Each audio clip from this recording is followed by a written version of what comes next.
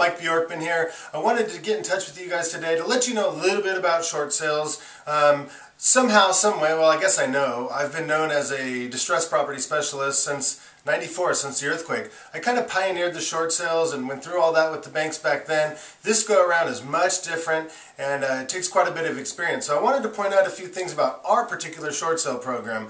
I did it back in the day, and it works really well today. We close about 3 to 5 short sales a month, and we have a lot of experience. So let me get started with this. First thing I want to do is I want to let you know that we're going to put no for sale sign in your yard, unless you want it. A lot of people, they're a little embarrassed. They don't want the sign in the yard. They don't want their looky-loo neighbors to come over and say, hey, why are you short selling? Why is the, forget that. We have good qualified buyers that work through top agents in the community and us, and they work with no signs. They work off our network groups, the MLS, and many other ways. So you don't need a sign. Nobody in your neighborhood needs to know what's going on. Second thing I want to point out is we really fight for you to not have seller contributions. What I mean by that is once I've successfully negotiated the short sale with your bank, then they come back and say, hey, we'll go ahead and do this if the seller brings in X amount of dollars. Now, typically, if you're doing a short sale, you don't have X amount of dollars. And this particularly applies to some of the luxury properties that we do that don't qualify for the HAFA program, which I'll get into in a second.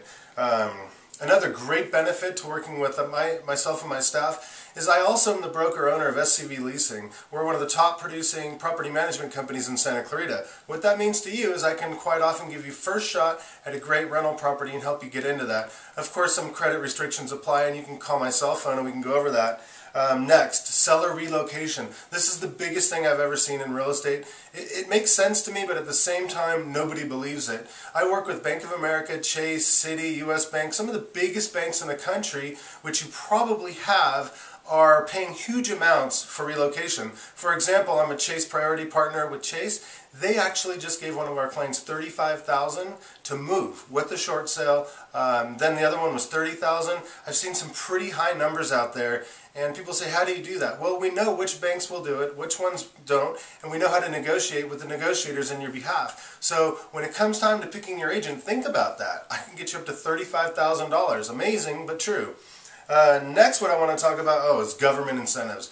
Government incentives, especially with the HAFA program, are pretty good. $3,000 for HAFA, $2,000 different banks for cooperation with the short sales, but the numbers get pretty high, so it'll pay for your move, your first, and security at your next place. Whatever you want to use the money for, it's not a bad thing to get out of your house free and clear, skate with cash in your pocket, so that makes a lot of sense.